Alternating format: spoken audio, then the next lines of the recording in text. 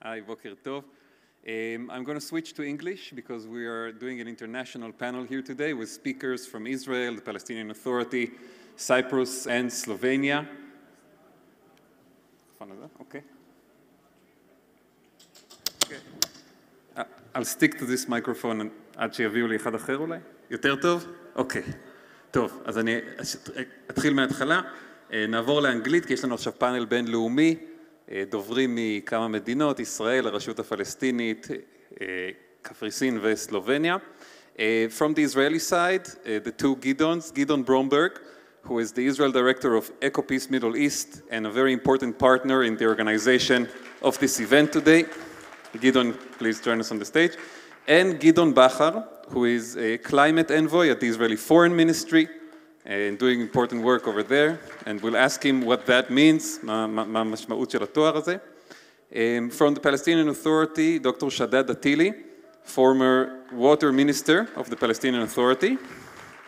And a guest who joined us from Cyprus, Kostas Papanikolas. He's a senior advisor to the president of Cyprus and a well-regarded expert on issues of climate change, and we'll hear from him. And joining us by Zoom, I hope we already have the connection with us, Tanya Miskova from the Foreign Ministry of Slovenia. Tanya, can you hear us? Yes, can you hear me? Yes, and we can see you. Hi. Tanya is, as I said, from the Slovenian Foreign Ministry, and she is an expert on everything that has to do with water, and we'll hear a really fascinating perspective from her from the Balkans that will be relevant to the discussion we're going to have here. Because the main focus of the panel we are going to have is on the Middle East and climate change. Can the crisis become an opportunity for cooperation? And Tanya will give us some interesting information and ideas about that from her part of the world. I see the connection is a bit shaky. I hope it will be better as we start. I'm going to take a seat and we'll begin right away. And again, thank you to everyone who joined us. Gidon Bromberg, I want to start with you. Everybody here in the audience, the people who are gathered to listen to us, I think cares about the issue we're going to discuss. But there may be people watching us or who will read later about this panel and what all the great experts we have here will have to say, who are not as interested, not as committed to the issue.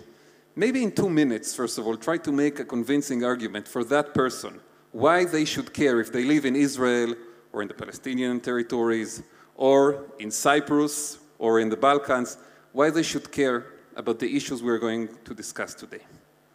So thank you, Amir, for firstly for Haaretz for organizing the conference, but for the very important question. The climate crisis doesn't hit one country. Of course, it's a global issue, but first and foremost, it hits a region in a particular way. And therefore, every one of us here in the room need to be worried about not only how Israel might lead climate mitigation and adaptation measures, but we must worry how Palestine will do that, how Cyprus will do that, how Jordan, how all of the countries of the Eastern Mediterranean and Middle East can work together. So often the climate crisis is seen as a threat multiplier. You know, we're told that water wars will break out, that the dramatic decrease in precipitation, I think we'll hear a lot of that data from our Cypriot Professor Papanikolas, but it's equally, the climate crisis is an opportunity to advance cooperation, not as a matter of favor, but as a matter of necessity. And at Akopi's, we have launched a report just over a year ago, really inspired by the European effort of the European Green Deal and President Biden's leadership in the United States for a green-blue deal for the Middle East. Because we need to work together to fight the climate crisis. And first and foremost, Israelis and Palestinians need to be working closely together, particularly on water issues. So I want to take right on that issue and ask Shdad Atyli, who joined us, the former, as I said, water minister of the Palestinian Authority. First of all, you know, an easy but at the same time difficult question. can Israelis and Palestinians really work together on these issues at the same time that we are dealing with the 100 years conflict and the occupation and terror attacks and all the other things that make many more headlines usually than cooperation on water? But let's try another microphone. Let's see if this one works better. Oh, now we can hear you. Okay, let me, Amir, first thank you for your kind invitation. This is an opportunity that you hear from a Palestinian who doesn't come from the Palestinian Authority. He comes from the occupied territory, and he comes from the place that we wish to become the Palestinian state. Now, if your question is serious, then the answer should be really serious. If we are really serious to cooperate addressing climate change, we can really achieving it.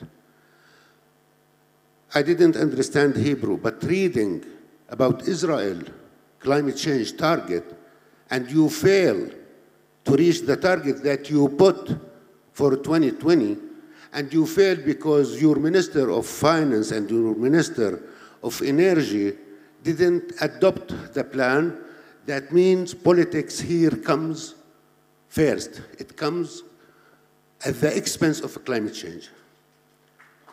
And why I'm giving this example about failure while we are here to give some hope? Because we don't have to, we can also talk. Yeah, because also the issue of cooperation, it's a political issue. So if we are serious, okay, then let's this cooperation come first. People question my presence here today, saying, Shadad, how come you go to this Israel climate change conference? How come there is cooperation with occupation? And here's the challenge that we are taking. If we are really seriously, we would like to make a breakthrough, then let's, as you said, Gidon, okay, we're having an issue. We're having an issue that really affects us all, whether Muslim or Jews or Christian, whether Israeli, Palestinian, Arab, Cypriot, whoever. It hit us all without making any differences, without making any preferences, okay? This is a climate change that it's not created here in Israel. Even Israel is an industrialized country. It's not even created by the Palestinians, but we are the one who's bearing the consequences. And here, okay, while you're talking about targets, whether for the SDGs or for the climate change, we are also talking about targets. And you know, we remain, as Palestinians, we're looking that you end the occupation, and we're looking also for cooperation. And the first, Amir, before we talk about cooperation, you know when you enter a Palestinian city or town, there is a red sign that you Israeli, you're not allowed to enter, and you are under legal responsibility if you enter a Palestinian town. Cooperation is between people, and you are welcome as visitor, neighbor, but you are not welcome as occupier. Okay, I'm saying here words not to please you. I'm saying here words that represent 14 million Palestinians. You know, sorry if I'm long, but just give me just 30 seconds. We are 14 million. I'm saying this because almost of you doesn't know what's happened behind the wall and what's happened beyond the siege. We are 14 million, 7 million here in the Holy Land, around 2 million in Israel, and the rest in Gaza Strip, West Bank, and East Jerusalem. But unfortunately, you don't see us. And unfortunately, your climate change plan doesn't really take into consideration the Palestinian. And to conclude, yes, we would like to work together. And we would like to share benefit instead of sharing pain. And this is what we do. Okay, so a lot to unpack here, and we'll hear soon also from Kostas and Gidon Bachar. I do want to try to turn to Tanya now and ask, you know, after we heard an Israeli and a Palestinian perspective, to take a look back a bit. You know, when we spoke ahead of this panel, I asked you, what perspective can you, as an expert and a diplomat coming from a different part, not so far, but still a little bit different part of the world, the crowd here and the speakers at the panel, and what I heard from you about the history of diplomacy around water in the Balkans after the war, I thought was very interesting and could be also relevant to the crowd. I would like to give you an opportunity to share a bit of that as well. Thank you very much, Amir, and thank you to the organizers for inviting me. Yes, we have a very interesting example, and I think it's a good role model for other regions. You probably all remember the bloody conflict in the Balkans in the early 90s, mid-90s. And after the peace agreement in Dayton in 1995, nothing much happened for about 5 years. No agreements between the former warring countries, no cooperation. And then, you know, there was this political momentum and initiative that coincided with, I would say, very technical need on the ground. So you had kind of a combination of top-down and bottom-up happening about the same time. You had the need to agree on a navigation on a river which was formerly part of one country. It was an internal river. And then suddenly, after the war and the emergence of 5 new countries, you had a river, you know, that ran through 5 countries. So you need to there was a need to reestablish navigation on the river. So out of this very concrete technical issue, the need to reestablish navigation, and the political initiative of the Pact for Stability for Southeastern Europe, which was an international framework to, you know, create stability in the region. So these two merged and came up with an initiative for Sovereign River. And the first negotiations on how to manage the river started, you know, with the help of international negotiations. And then soon they realized that they can leave it to it's better if they leave it to the experts. So the experts, of course, these were tough negotiations because countries had different priorities, interests, but they were actually extremely efficient. Many of them knew each other from before. And they came to an agreement in only 9 months. And I think it's a record in terms of international river agreements. So this expert agreement was then approved by the politicians without changing one comma. So then they established the commission and the cooperation started. And through this cooperation, trust was gradually established and enabled cooperation in other areas.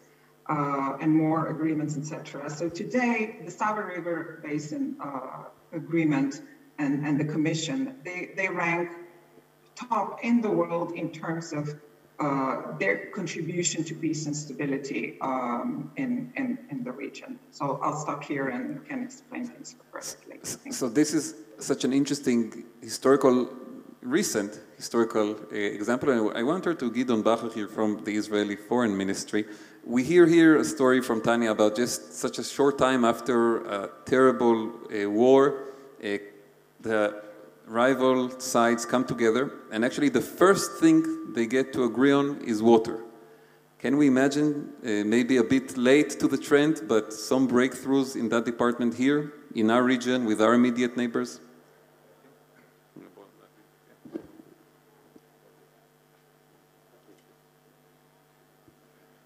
I think that there is no other choice but to cooperate on all of these issues, including water. Water is something that we all need, which is becoming a commodity which is less and less evident for us in the region.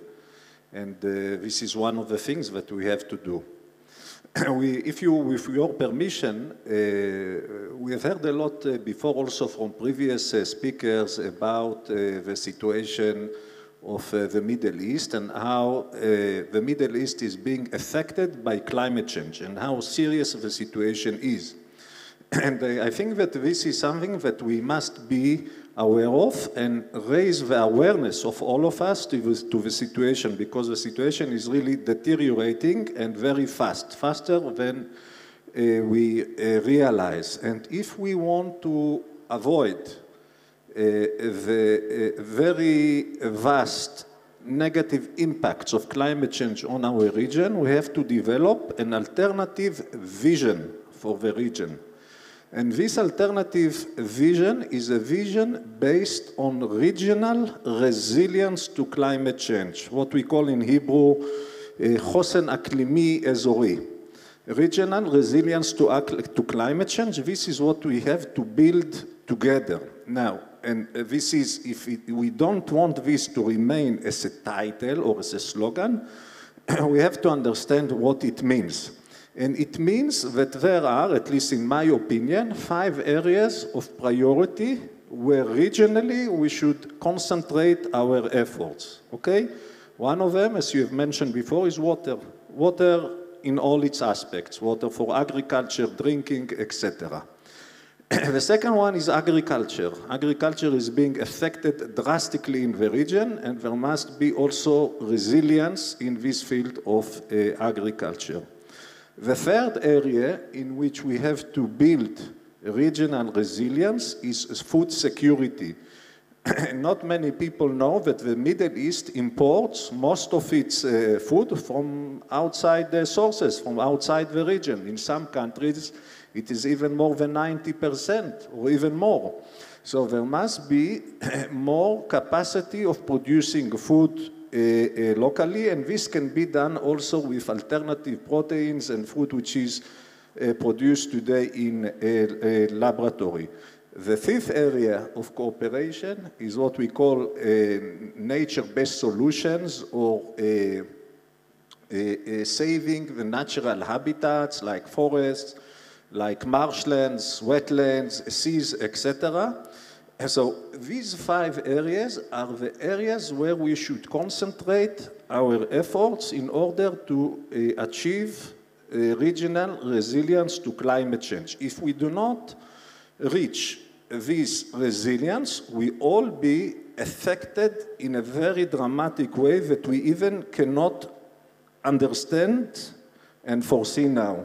So these are the 5 areas, and I don't want to take much time, but later on I will also elaborate on more specific areas of cooperation. And what is being done. I want to turn to Kostas Papanikolas, who came from Cyprus to join us, and ask you, you've heard some interesting perspectives here, Israeli, Palestinian, Slovenian, and Cyprus also has a very unique look at this issue, and you specifically also have done a lot of work that comes out of the local story and tries to turn it into a regional sort of cooperation and even pan-European. How do you do it? Because everybody here has the right ideas, but there's also a question of, like Shadad said, politics, public opinion. How do you get over those hardships? Well, this is the how many billion dollar question. Indeed. Actually, it's an existential question. If we don't address this crisis, we're doomed. It's really the biggest crisis that human race faced in its history when we acquired some sort of intelligence. So we have to use it and address the issue. There are 2 issues, really.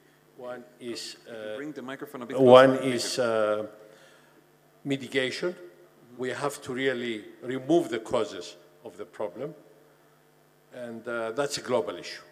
We put it there, we have to take it out, and I want to make a point that is not really well known in our region. As a region, because we are fragmented in small states, but if you take our geographical region, we contribute to greenhouse emissions as of last year more than the European Union together. Who do you count in this grid? Yeah, the European Union also is a bunch of countries, so we are here, but we don't group our contribution to this problem together. Last year, we have actually the same population as Europe, about 450 million, so does the European Union. Our emissions in the region have exceeded the European Union last year, and is growing. European Union is now less and diminishing. We have to do something about that. And this is a result of policy differences. It's basically energy. It's energy. what the problem is the whole climate emerged because of the need of our species to do efficient energy, and our civilization is based on that. We have ways, we have the technology, we have the know-how to do it better without the problems. That's the mitigation, but it's part of the solution and also in our region. B, the regional aspect. The impacts will differ. It will be very different in Northern Europe, it will be different in the Balkans, it will be different in Canada, Siberia, it will be different in our region. But it will not be different from country to country. It will not respect borders. It will not respect conflicts. It will not respect short-term problems. And therefore, if we want to address the impacts which in our region are going to be dire, really, Gidon said it, we don't know what it means to have 5-degree increase vis-a-vis the 1.5 that is the global. Our scientific projections is that if we do nothing, the region will reach this 5-degree mark, the business as usual scenario, and rainfall will diminish by 30 to 40%. What does that mean? Absolute disaster. We don't know because there will be collapse of the economies, collapse of societies, and any of the problems we have now will look like a little cold compared to cancer. We don't know what it means. We have to do something, and we have to do it now. And we have to do it regionally. It's far cheaper, it's more effective, it's faster, we have the solutions, and can be done. Why aren't we doing it? There is no rational answer to that. I'm returning you the question, you did that. As a scientist, I can tell you we do have the solutions, and they have to be mostly regional for all the good and obvious reasons. Nobody can solve this on their own. Well, we can try. It will be far more expensive, slower, will fall behind also in developing green economies, because addressing climate change should not be viewed as a hindrance. It's an opportunity. And we can do this together, which in a way, by looking forward, will leapfrog the problems we have. We have a big problem in Cyprus. We're a divided country. I mean, the region is full of problems. But this cannot, should not stop us there. And actually addressing climate change will ameliorate these conflicts, and possibly by addressing the bigger problem will make the smaller problem easier to solve. So I want to give our speakers in the time that we have left an opportunity to present one idea or initiative that corresponds with what the professor just said, the need for regional cooperation and action. We heard already from Tanya about the historical example, and maybe we'll hear a more recent one. I want to start with you, Shadad, and an idea that I heard from you when we spoke on the phone, the Palestinian Green Deal. Yes, Amir. Actually, just 2 days ago, we appointed advisor to Prime Minister, which is the counterpart of my friend Gid'on Bahar, for climate change. Such appointment in the social media, people really mocking and making fun out of such appointment because we are going through financial crisis, and they said, why such post exist? And I did intervene also in the media to explain how much importance this climate change. And such importance, it brought me here today. You know, the Saudis really smart. When they realized with the Europe going toward green and zero carbon by 2030, they knew that no one will knock on their door in the Gulf country who's really marketing the fossil fuel. And they announced the Saudis initiative and my good friend Baba Nicholas, the Middle East Green Deal. that we all, whether as a state or as a region, has to be part of this collective initiative that our region has to go green. Because as you said, we're already suffering from conflict. We are suffering from a shortage of resources. And we are really bearing the consequences. Last summer was the hottest summer in the region. It touched you as much as it touched us. It didn't differentiate. It didn't differentiate between two people who's living along the two sides of the wall.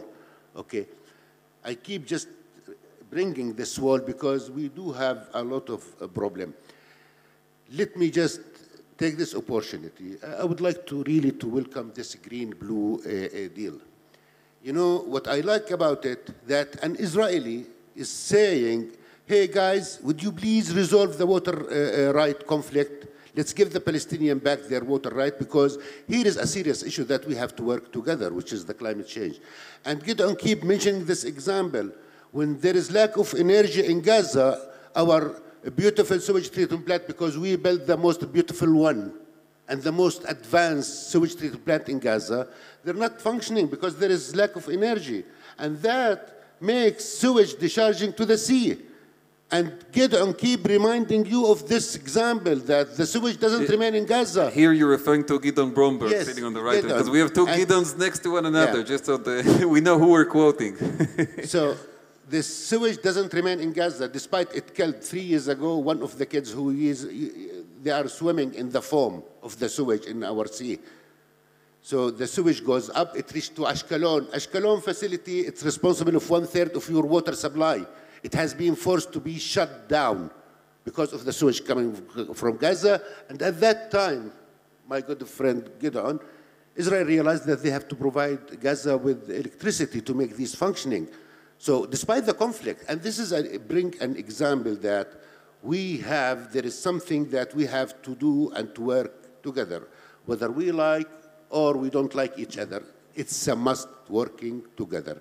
And this is my good friend, Baba Nicholas, that with the Cyprus Institute, and you are in charge of this climate change for Middle East and the East Mediterranean, let's put together this effort and presenting one plan, whether to the upcoming COP27 that takes place at Sharm el-Sheikh, or also to the globe, because our region has to come, despite the conflict, has to come with an example that provide people hopes, that those people who's fighting for everything, they came and they made their mind that this is something that they are now addressing because they are suffering from the consequences of climate change. Mm-hmm. With this, Amir, we put an initiative, a Green Deal, and please, please take my words. You, Israel, you are part and you are a signatory of a Basel Convention. You are a signatory of climate change protocol, Paris Protocol, the Biodiversity Convention, the Desertification Convention, and guess what? Palestine also is a signatory for all of these conventions. So this is what I'm saying, my good friend Gidon, that we are already in agreement because we are both signatory to this obligation under this convention. Mm-hmm. We don't need even to negotiate. We just, Amir, bring something, this obligation under this convention, put it and have Palestine, Israel signing on it because they already committed.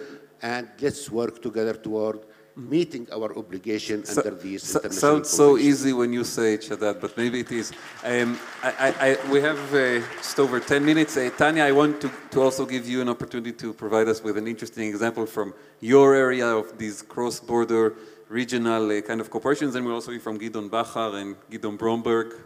So the stage is yours. Thank you. Yes, we definitely need to create these positive interdependencies. I'll name a few cases from our region.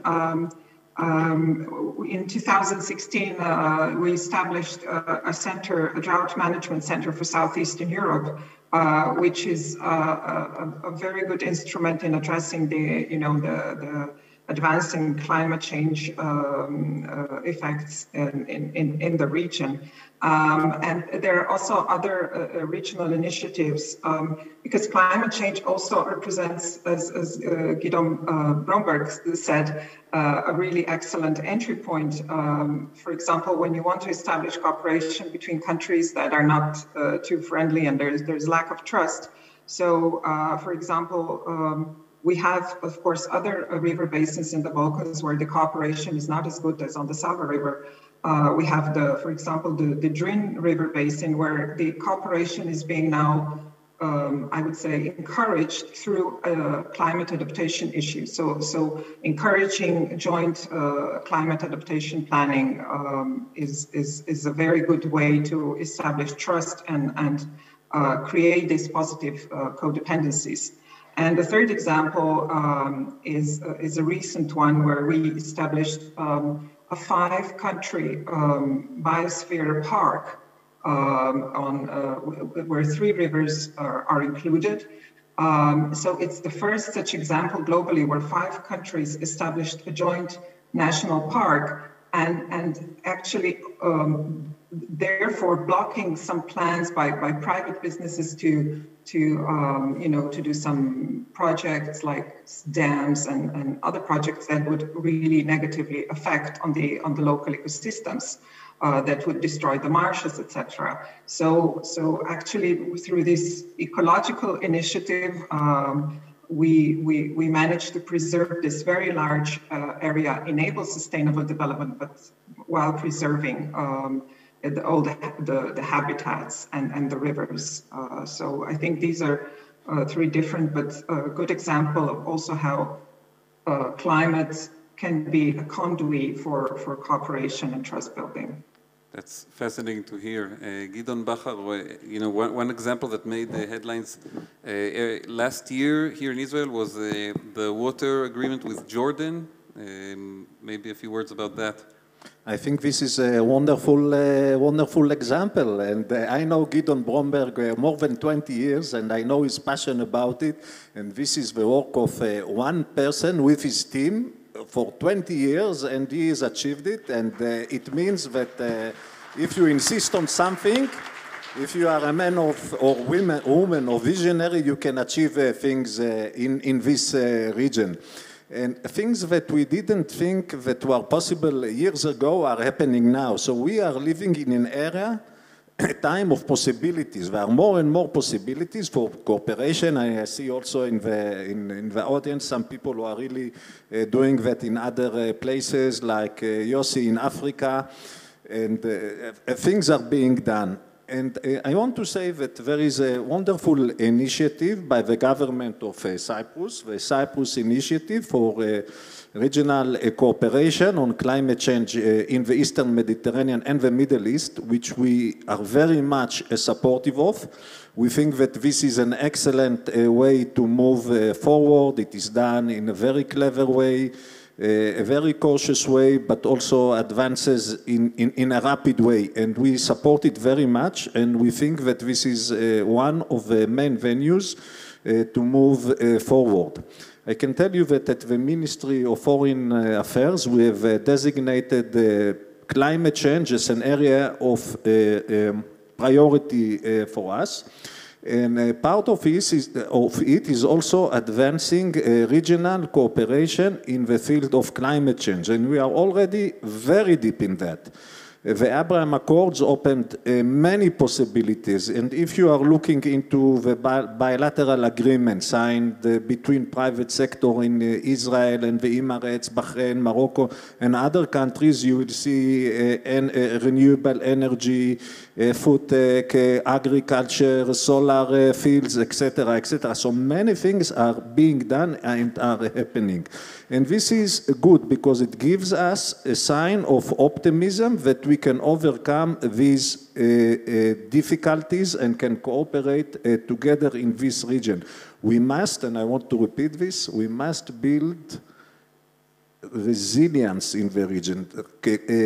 חוסן אקלימי אזורי. This is what we need to build in this region, and if we want to overcome the problems of climate change, even if we solve the problems on national level, like adaptation and we are net zero, even if the world as a whole is reaching its targets of net zero by mid-century, but things are not happening in this region, then we are in a deep problem. Yes. So we really have to work together, and we have to share information and observations.